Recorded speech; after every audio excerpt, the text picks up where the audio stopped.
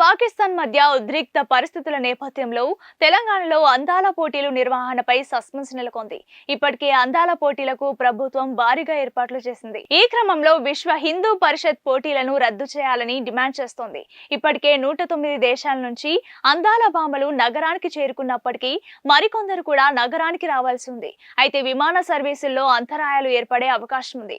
ఇక వారికి భద్రత కల్పించడం తెలంగాణ పోలీసులకు పెద్ద సవాల్గా మారింది. దీంతో కేంద్రం సూచనల మేరకు నడుచుకోవాలని రాష్ట్ర ప్రభుత్వం భావిస్తోంది.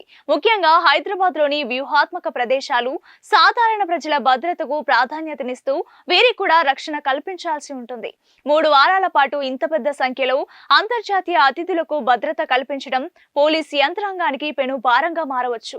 షెడ్యూల్ ప్రకారం పోటీదారులు నాగార్జున సాగర్, చార్మినార్, వరంగల్, యాదగిరిగుట్ట వంటి సుదూర ప్రాంతాల్లో పర్యటించాల్సి ఉంది. ఉద్రిక్త పరిస్థితుల నేపథ్యంలో ఈ ప్రాంతాల్లో వారికి కట్టుదిట్టమైన భద్రత ఏర్పాటు చేయడం కష్టమైన పని అని నిపుణులు అంటున్నారు. అంతర్జాతీయ ఈవెంట్ మిస్ వరల్డ్ 2025 అందాల పోటీలు ఈ ఏడాది తెలంగాణ రాష్ట్రం ఆతిథ్యం వహిస్తోంది. మే 10 నుంచి 31 వరకు హైదరాబాద్ వేదికగా జరగనున్న ఈ పోటీలకు ప్రభుత్వం ఇప్పటికే భారీ ఏర్పాట్లు చేసింది. 120కి పైగా దేశాల అందగత్తెలు, ప్రతినిధులు, స్పాన్సర్స్ ఈ ఈవెంట్ లో పాల్గొనున్నారు. ఇప్పటికే పలు దేశాల అందాల భామలు హైదరాబాద్ కు చేరుకున్నారు. రేపు గచ్చిబౌలి స్టేడియంలో ఈ ఈవెంట్ ప్రారంభోత్సవం జరగనుంది. ఈ క్రమంలో అందాల పోటీల నిర్వహణపై సస్పెన్స్ నెలకొంది. పాకిస్తాన్, భారత్ మధ్య నెలకొన్న ఉద్రిక్త పరిస్థితుల నేపథ్యంలో పోటీలను నిర్వహించాలా వద్దా అనే ఆలోచనలో పడింది రాష్ట్ర ప్రభుత్వం.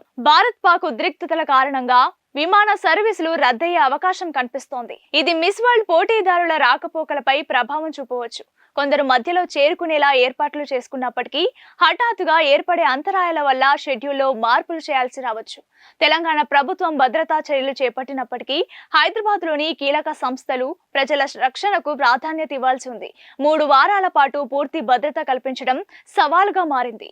ఈ నేపథ్యంలో పోటీల కొనసాగింపుపై కేంద్రం సూచనల మేరకు నడుచుకోవాలని రాష్ట్ర ప్రభుత్వం భావిస్తోంది. అది విషయం.